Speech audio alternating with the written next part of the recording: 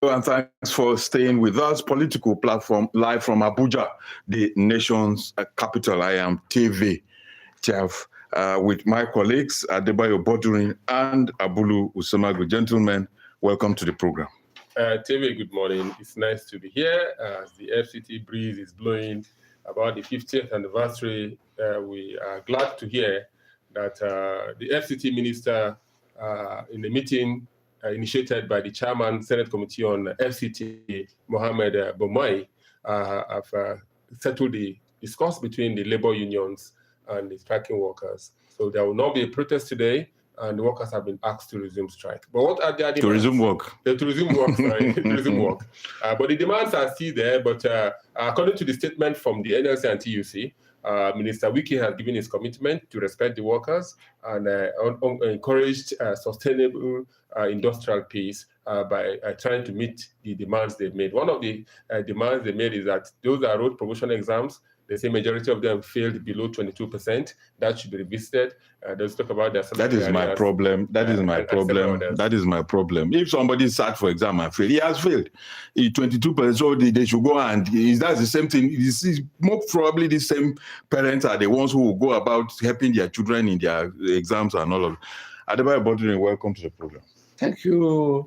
Thank you, TV, and good morning to Abulu, and good morning to our listeners out there. For me, today is a day of celebration for those who remember the issue of Abuja. It is also for me a day of lamentation.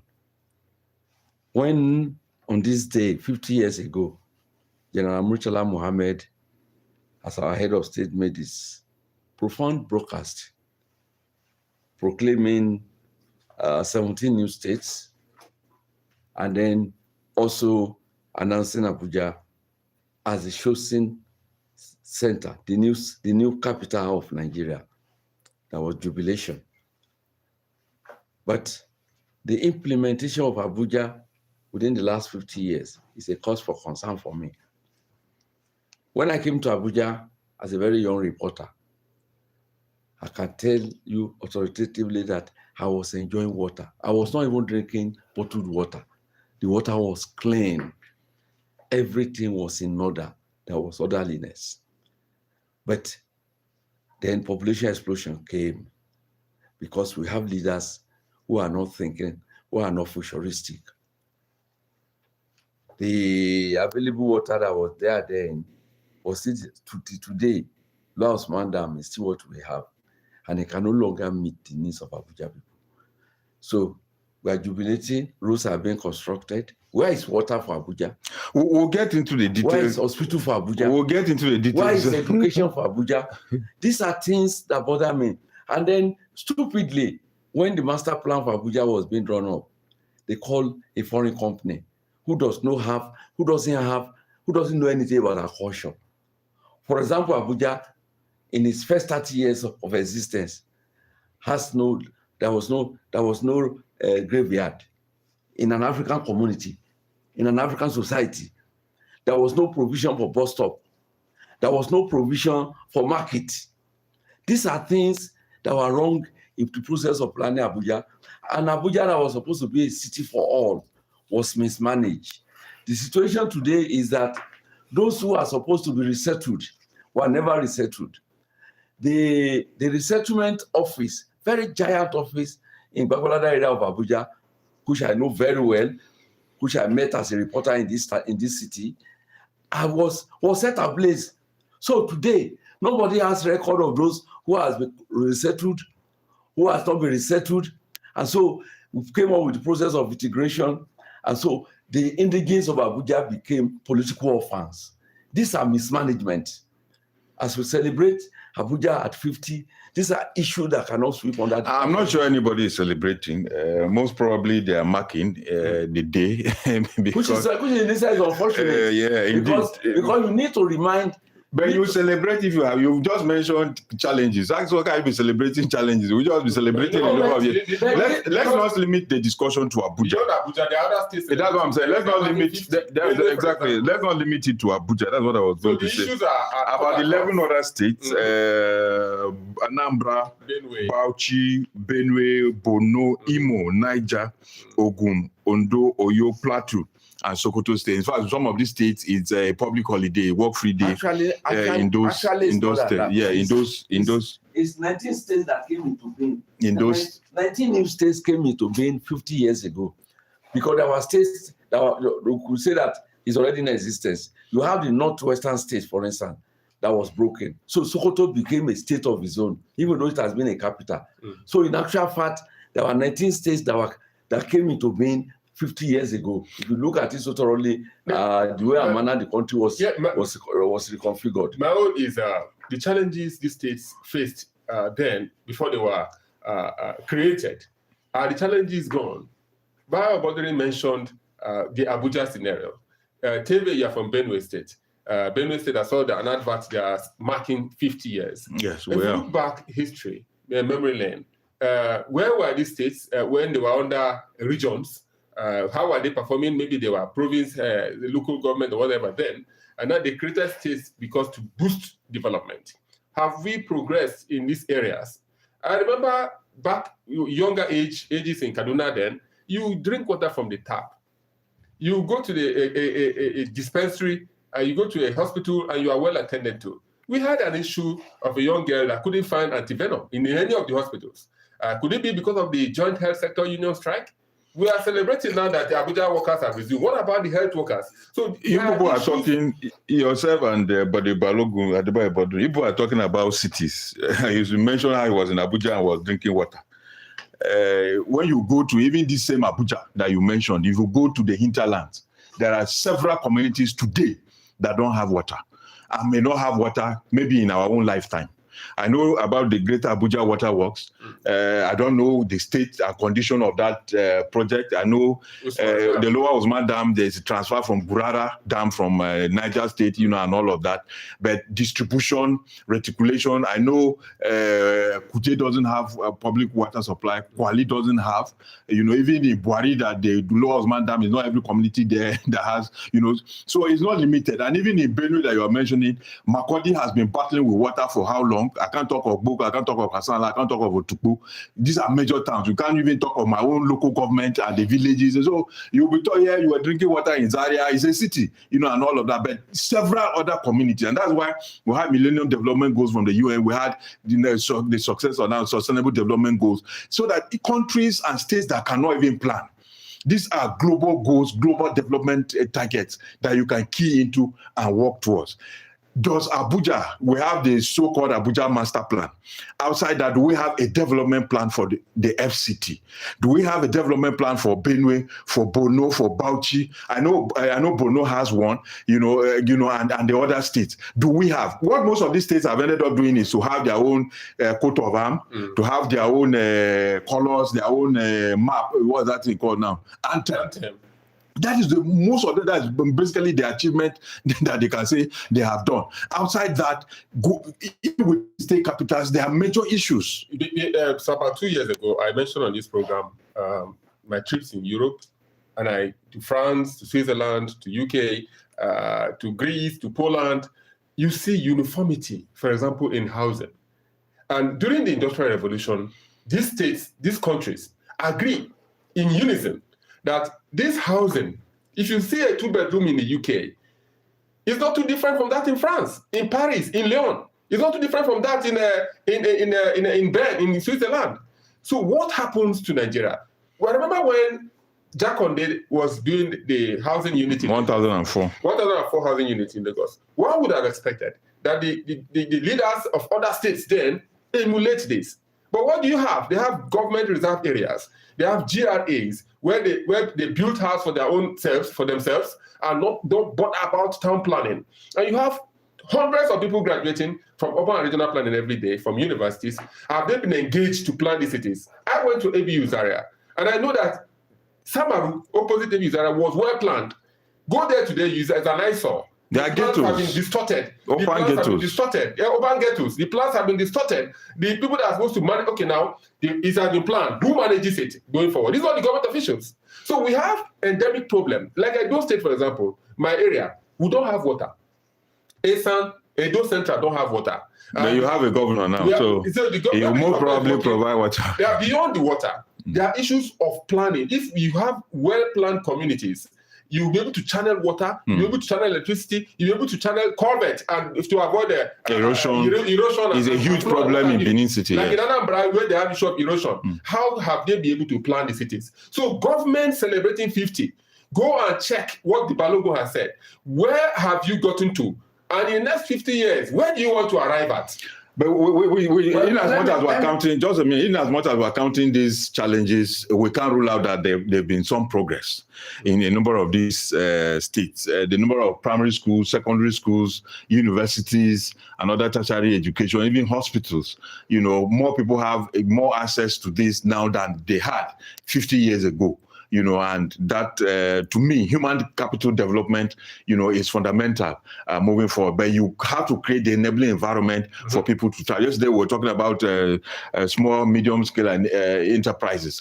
Apart from the water we're talking about, apart from electricity and all of that we're talking about, what is the support base? Skills. It's a huge problem. Unemployment, huge problem. That's why sometimes when the National Bureau of Statistics brings out the inflation rate, even some of their reports, I say states should pick those reports and look at them, because these reports are broken down into states. You look at the differences, and see what you can do as a state. But it appears we don't take a look at this. I know that the Constitution has created the State Development Commission, where the deputy governor is supposed to be the chairman, and with the local government chairman, and all of that. But that is one of the most inactive commissions we will talk about in the states, as it were. So it's practically non-existent. Now they now have ministry. Most states have Ministry of Planning and and budget and planning that you expect. So it's a huge problem. We need to get there. And we're not talking about the local governments where lack of capacity. You don't even know, most of them don't, most probably, with all due respect, maybe because of the lack of local government autonomy from the left, from that. But we know that in this country, in 1999, 98, when we started the Fourth Republic, we had local governments that were strong. Local governments that were buying SUVs for DP, for police. They bought, remember the Argon Jeeps that they bought for police stations, and that when the FCT minister Wike was chairman of what they are called. By 120,000.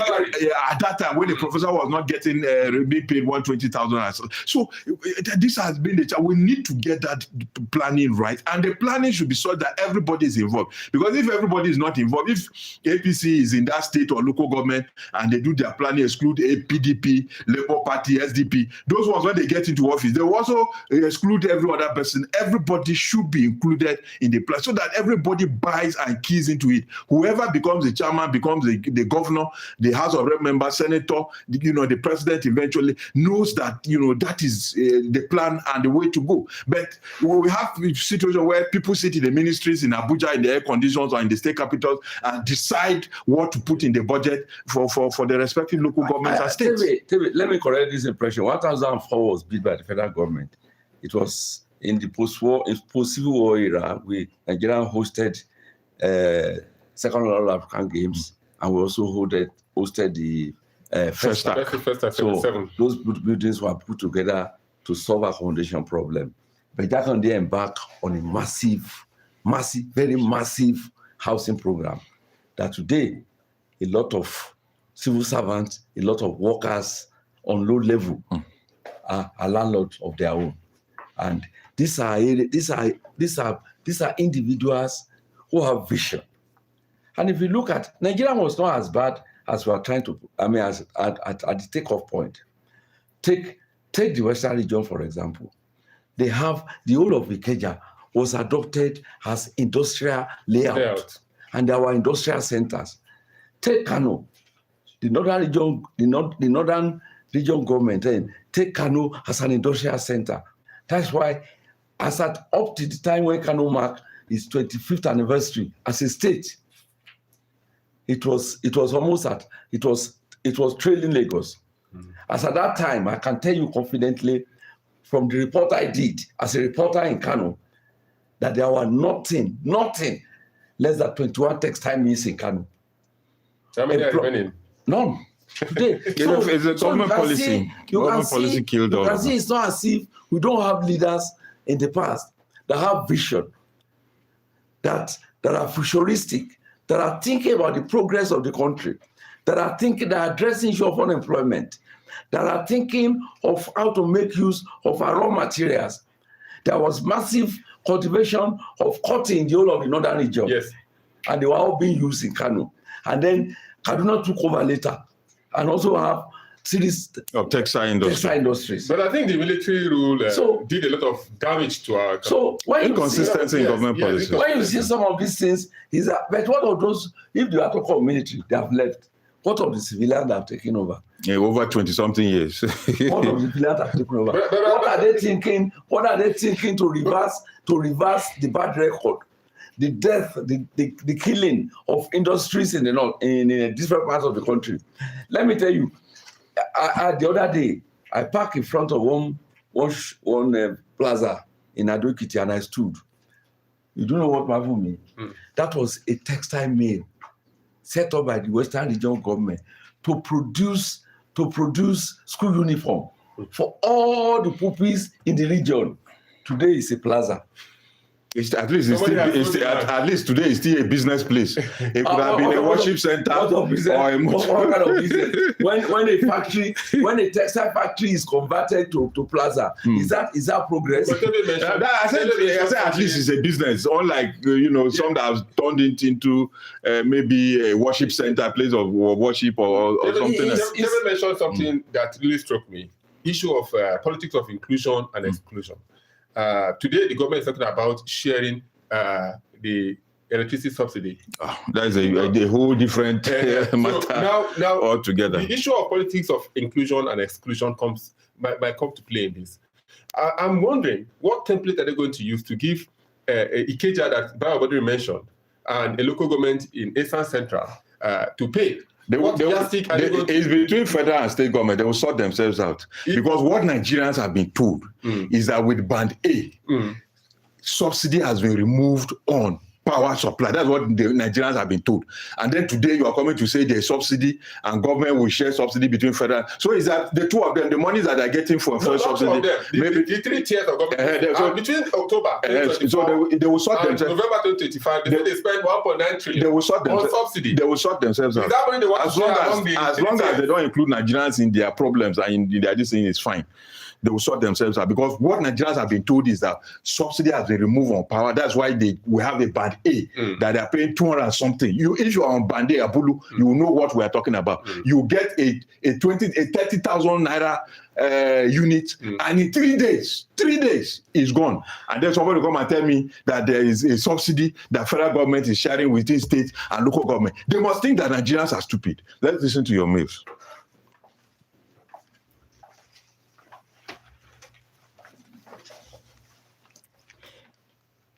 Good morning and welcome to the mail segment. I am Aichida Majakodomi. And I am Chidera Izudoye. Now, Amichio Butcher writing from Kuba says, reports indicate that the South African government has cut off power supply to the Nigerian High Commission over unpaid electricity bills. Unpaid bills? Yeah, unpaid bills. This is deeply troubling, because how did we get here? And why are we allowing ourselves to be disgraced on the international stage? Does the Nigeria High Commissioner to South Africa believe he is operating in Nigeria, where such negligence is often overlooked? This development is not only embarrassing, but also alarming. President Tinubu must urgently intervene to prevent further humiliation, as these incidents amount to a serious national embarrassment. Going forward, Nigeria must stop actions, direct or indirect, that continues to tarnish our image abroad. And Omolayo John from Orozo is saying, my suggestion, at 50, you're supposed to cater for yourself and stop depending on central government feeding bottle for survival. Some state governments celebrating Golden Jubilee with public holidays, but without public impactful projects. Have money for security vote, but can't secure lives and properties. States without industrial estate and social infrastructure, but embarking on bridges and airport projects. Please, let it be the government for the people, with the people, which is the Constitution, means what? God bless Nigeria. And from Gwagwalada Festus Obot is saying, I listened with rapt attention to your program yesterday, Monday, February 2nd, and I observed how Kunle Adewale stressed on the need for our country to pursue local processing of raw materials rather than relying solely on importation of finished goods. This is the way to go for a country like Nigeria with abundant agriculture and mineral raw materials across the length and breadth of the country. This brings to mind a bill that was passed by the National Assembly to mandate a minimum 30% local processing of raw materials before they are exported out of the country. What has happened to the bill after its passage? The bill is one of the most important bills that has the potential to transform the fortunes of the economy and make us exporters of processed products rather than merely relying on imported products. The far-reaching impacts of this singular bill on the nation's economy and industrial agenda are enormous. Nigeria has what it takes in terms of resource endowment to be a global superpower economically and industrially. The president will be writing his name in gold by giving presidential assent to the bill and thereby opening the space for Nigeria's manufacturing sector to come back to life again. And Manuel Nkama from Gowon Estate in Alimosho in Lagos says, good morning to you, dear political platform crew. Please, I crave your indulgence to observe that a rising star singer Ifunanya dies after snake bite in Abuja is quite unfortunate and like avoidable death. This is because the fact that she was taken to 2 different hospitals in the FCT before she died for lack of anti-snake venom is evidence of our lack of adequate equipment of hospitals, private and public ones. Sadly enough, our political elites build gigantic hospitals, but when they feel headache, they travel abroad for the treatment of it. Here is appealing to them to be compassionate enough and provide medical facilities where both of them can carry the ordinary citizens can be treated without traveling abroad to treat mosquito bites. Nigeria deserves better. And away from the health sector, Dixon Eka is saying the ranking of Nigeria as the 8th largest contributor to the world GDP growth is a welcome development. But it is like a wounded lion dressed in borrowed robes. This same time of this ranking, Nigeria is ranked number 1 in poverty index and very poor in ease of doing business, and one of the countries with the highest loans. So what GDP are we growing, and how does this benefit the lives of ordinary Nigerians on the streets of Abuja, Lagos, Aba, or Kano? The harsh economic policies of this government has made the rich poor and the poor poorer. Yet, we are celebrating a paper ranking that will never translate to the actual well-being of the citizens. The NRS, Customs Service, and MPC have all generated more revenues and surpassed their targets, and the federal government has borrowed more than ever. Yet, local contractors are not paid and people are suffering more. I am not upbeat about this so-called GDP ranking. Anugochukwu Godwin from Lagos says, Kunle said on the platform yesterday that Indian Prime Minister Modi stays at home. It's not true. Modi is one of the most traveled. He has made about 98 foreign trips, and in 2025 alone, he made 23 trips abroad. Same 2025, Trump visited 13 countries. There are a lot of multi-bilateral agreements that are essential. COVID-19 did a lot of damage to country's economy and will take a while for them to recover. No national leader stays at home, even if there are issues at home. No country has solved all its problem. Like Teve and Abulu said, let's focus on the dividend of such trips to the country and let the ministries continue to engage to ensure the agreements are fully implemented. Thank you. Christian Onwebunam from Central Business District in Abuja says, following your insightful discussion on the incursion of the National Sports Commission into the budgetary provisions for sporting activities in MDAs, it reminded me of a recent interview on your sister station where Mr. Shehu Diko, who is the chairman of NSC, described his usurpation of funds in the budgetary provision of MDAs as a breakthrough in funding for sports. Going by standard global practice, it is expected that Mr. Diko should create value by attracting corporate sponsorships to enhance funding of grassroots and elite sports development, which is the core mandate of NSC. Harvesting recreational funds in the overhead votes of MDAs, which is purely internal to each MDA, meant to secure the physical and mental health of civil servants, and it shows lack of understanding of what overhead is all about. May his capacity as head of NSC not be called to question. This is not a time to pitch civil servants against the government. And that is how far we can go on the mail segments. Keep sending in your mails to politicalplatform@darkgroup.com. And I hope you have also been joining us live on YouTube at Raypower 100.5 FM Abuja. At Raypower 100.5 FM Abuja. If you go on YouTube, you'll see us live in the studio engaging the issues. The issue of the Nigerian the mail from Amechi Obochi from Kuba in Abuja. The power in the Nigerian House embassy in South Africa has been restored. High Commission has been restored. It was cut on Monday. That was yesterday, and power has been restored. Good enough.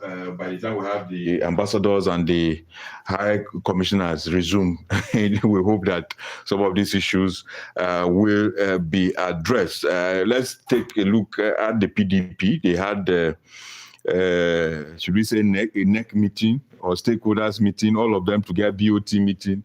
That is a Wiki-led faction, or those that are sympathetic to Wiki. That's the FCT minister. They had a meeting yesterday, and they are saying that by March 28, they will hold a national convention. Will that be a lifeline for the PDP? A number of people said it was in ICU. Some said it was heading to the graveyard and all of that. Where are we with the PDP, Balogun? Yeah, let me quickly say that on the issue of South Africa cutting our light, this is a country that has a functional electricity production company, and there are projections of what they want to attain in the next 100 years. If you go to Mandela Center in Johannesburg, you will see it, what they want to produce in 100 years, what they are targeting. That's a country that is serious. Well, for the PDP, I don't think the steps being taken, they are in the wrong direction. When you have two factions of a party and no bold move is being made to unite the two factions, the splinter groups cannot galvanize the party to anywhere. I think the steps being taken, for me, I'm just looking at it as an observer, that they are the wrong steps. They will not help. The factional differences will be deepened, and in the end of it all, you have parallel executives that will continue to fight for this. Abulu, who will reconcile the PDP? I know that the Tanimu met the former president, Goodluck Jonathan, Namadi Sambo, all of them said they are still members of the PDP. Are they in a position? Are you sure Namadi Sambo is still a PDP? He said so. He told them. Anyway, the Adolfo Wabara-led Board of Trustees of the Turaki-led PDP yesterday also was calling for peace among the PDP political PDP members. But they are also a part of the problem. They are calling for peace. Whether they are part of the problem or not, once a man projects peace, you take him high and take him serious. However they are going to resolve the issue, my worry for the PDP is that some persons are hell-bent in ensuring that the party crumbles. On the other hand, they are coming to the public light to say that they want to project the party. I don't understand how a man leaves his house with fighting and goes outside to go and try to make peace. I don't understand. You are boxing your wife and you are going to make peace. Don't box your wife, Abulu, please. But for me, just look at the role of the opposition. I think the opposition need to come together. The ADC was speaking yesterday through David Mark, and they were saying a lot of things about this government. They are trying to get a manifesto for the party. And this man, former PDP, APC national chairman, my brother from Edo State, your uncle, your father, the chairman of the manifesto committee, whatever they are putting together, let them ensure that the aroma is not just what we're going to perceive, we're going to test the meal and to be sweet for some Nigerians. That's the program this morning. And if I were the FCT minister today, I would say that the so-called Abuja master plan is not cast in stone. It's time to view it. I have not seen a city where in the morning everybody is heading towards the same direction. In the evening, everybody is moving away from the center to the other direction. Even in Brazil, that this city was fashioned after, there have been some amendments and improvement in what they are doing. The so-called Abuja Master City is time to review it. That's the program this morning. I am TV. Stay out of trouble and continue to be a good citizen.